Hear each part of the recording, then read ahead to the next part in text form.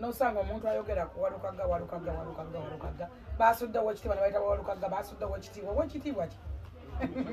Breaking news, amawulire gosi malungi agava ew'omukulu Honorable Segona ne Mathias Mpuuga fulufiga kyabakoze okuvaayo ne balumbaganya omukulu amanyikiddwa nga Hasa Mathias Walukaga tebalikidira. Video njagala tugiwa obudde fulufiga n'abagambye nti ngenda kubanoonya video ze biki byabayogedde mu lunaku naddala ebikwatagana ne National Unity Platform oba agamba babaka ba National Unity Platform wamu n'ebirala ebyendaba nga bisobola okubeera nga bigatta aku National Platform birenga mbawereza naddala banankyukakyuka mulabye ddala ntino ebyaddala obutuufu obagamba ntino truth can't be hidden forever nabo bamanyi ekirungi tino His Excellency Robert Kyagulanyi ebyaddala kyali mukolera eggwanga lyaffe Uganda naye nga tetunagendayo mbadde nsaba video eno musoke mugimpereka like eberenge sotambi tukireho bonna abandyegedde okumanya kweno information naddala banankyukakyuka abali mu ggwanga Uganda wamu nabo abali wabuli w'eggwanga Uganda namba yaffe era wesimbeyo 373 so tukubira kuba notini box nga WhatsApp netubeera nga tukuyamba ku ki kyoba yagadde kyonna tubeera nga tukuyambako.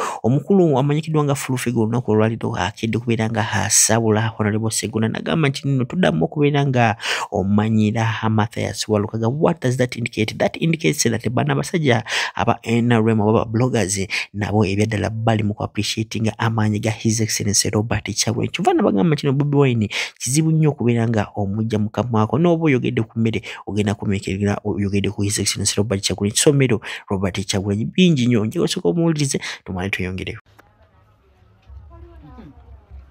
Nosanga omuntu ayogera ku walukaga basudde wekitiibwa ne bayita walukaga basudde wekitiibwa ki. Mugenda mufukamirire Mandwa nze ebintu byenneewuunya bw'omanyi valu ya Walukaga obamanyi ekitiibwa kya Walukaga. By the way nze I'm so happy era ndi musanyufu era ngenda kulonza Walukaga akaluka busi. Omanyi valu ya Walukaga gwayogera otuwulira Segona tukola tutya. Segona amaze emyaka 2+15 ali mu parliament kyakozeemu. Ekyokubiri njagala otangaza bannayuganda manyi ekitiibwa kya Walukaga. Muve kuba n'abafuna ebitiibwa nga babisanze mu masaŋŋanzira ababironda ababifunira ku myenge ababifunira simanyinsita mu Thamweya ababifunira mu kusamira mu Mandwa mu bibbo by'ekika. Walukaga ekitiibwa kye kyava wa Kabaka straight. Kabaka okumanya obumanya mu miliyoni z'abantu abantu baera wadde ekigambo kya ssa oba ekitiibwa ky'obwa ssa okumanya ennya n'akuyita tebasukka na 5 oba 10. Kati njagala okukwata valu ya Walukaga bo balabala bitiibwa ali class above ekitiibwa kye kyamuwa from king. Tolowooza nti babimuweera masaŋŋanza bye bimusanga makubo ne mubyewa mbowe ekitiibwa ebintu by'okutisatiisa abantu. So ate n'ekirala abasajja baludde mu parliament nga tebalina makungu nga tebatugasizza bawummuleko muleke n'abalaba saavinge era nze nebaza Bobi Wine okubanga yawadde Walukaga kaadi mulekerawo okweyita nga bebitiibwa nga temugasizza bantu. Oli mukoda asiri ozinga ovaako konanja kikyogaba nze obukode bwesi bwenkanangako sibulabanga nako ononya n'omuntu kyakujjuukiryako wadde kalabba bandi ne kabula. Bawalukaga nabo kabalyeko nabo bakwatemu ensi bwetaaga nga bw'olaba Kampala twagala bali mwezo. Bwe nnaalema okulonda wa NRM nja kulonda bali mwezo naye nga gyeko lukwago. Ndowooza we twogerera mwena mwasobodde okukikkiriza nti ekyaviiriddeko obuzibu omukulembeze okugenda mu kuholdinga up campaigns ze nga takyazikola kyavudde ku kuba nti abamuyamba mu kutegeka ziiraale babadde bamuzanyira ku bwongo nga bagenda ne bapangisa amasomero ne baleeta abaana mulaale ne babambaza butishat obwayeru. Kati ensonga tezikyekwekerera fulufiga abakakasizza twagala ssente buli ali wano akolera president akola lwase bano bekwasa sente fenna abali wano twagala sente twagala sente mulai nayo omusajja ayina sente omusajja wa ayina sente ne mumwakula naye twagala ffe tusinga twagala sente waliwo mulonzi ali wano tanafuna ku sente wadde w'ekibiina ati wadde alonda buvubuka ne muzeeyi yagabye sente mu bbanga ezo z'alina okubeera wano oyogera biki nawe naffe abakozi nga tulina sente twagala sente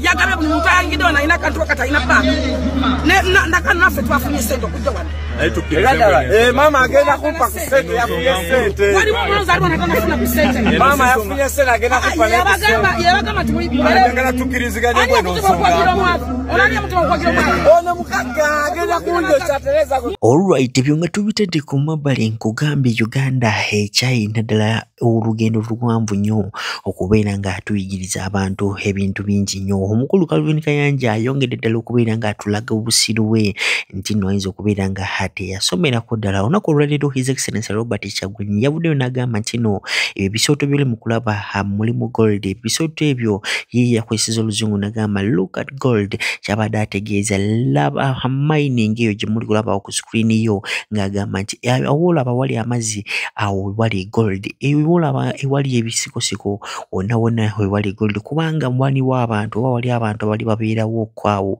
naye abantu abo bonna babagula ne babakola ki ne babagoba. So right now abantu baminingirawo gold. Ye Calvin Kayanja yakoze direct interpretation ngalowooza gold ebeera kungulu n'atandika okubeera ng'atika amannyo okungulu nga bwali mu kubeera ng'akola. Njagala osokowuliriza Hajati Nakalembe ayina byayogerawo mu maaso tumali tweyongerewo ne bya Calvin Kayanja. Wabula Uganda ebyaddala we still have a long way. Salamu alaikum.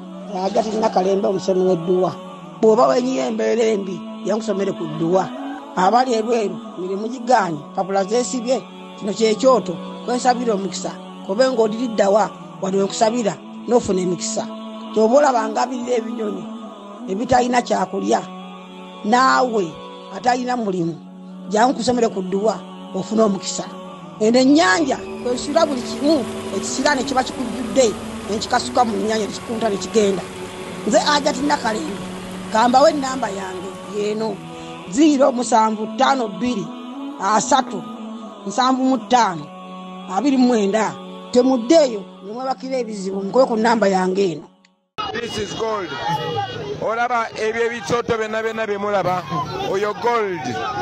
Tunula ne side eno bino byonna biraba ebitakataka byebayodde oyo gold. So njagala mmanye ensi yaffe engagga nnyo singa buno bugagga bukoze. Naye Mr. President gw'omutwe mulamu oba ffe tufa ku nkyukakyuka. Amanyi golodi bwafaanana oba aliko ekibaba ku mutwe byasanga bye yeeyogerera. Ani yabakaka mu struggle? Nabagamba ebyobufuzi si kagoma ka lubendera mulimu lwe weetaaga reasoning capacity.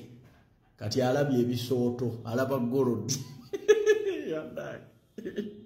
Lwaki temusuulawo struggle?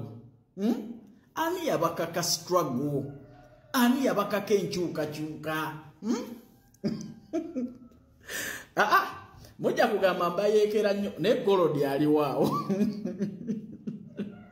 Mwebyo ebisooto byonna bye mulaba golodi naye kano kabadde kanzise. Tuba mu luwummula. President Museveni yawummuzaamu ku campaign tukole ebirala ng'ate Kadingo ayita ebisooto golodi. Bannange simanyi bulungi oba omutwe mulamu oba mwe mufa ku nkyukakyuka ekijja kijje.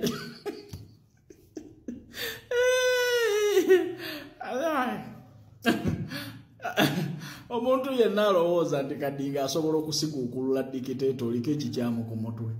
Eyo reasoning capacity eyo ekyo ekibaba ku mutwe ekiraba ebisooto ebiteredde wali mu golodi. Tosobola kujja taata muwoze mu ntebe ze mbabuulira. Gwe wenna alina essuubi mu Kadingo okutwala obukulembeze wano oliko ekikyamu ku mutwe. Nze strategy y'NRM ngimanyi. Bano abasajja abalwanyi bajja kulema. Mwesiba olukoba bagenda kutukalakata n'abazzukulu. Ayagala okugenda ebweru nze ayina ekitambula emirimu egitambulirawo egy'abaana abawala n'abalenzi Dubai. Twetaaga baweyita ne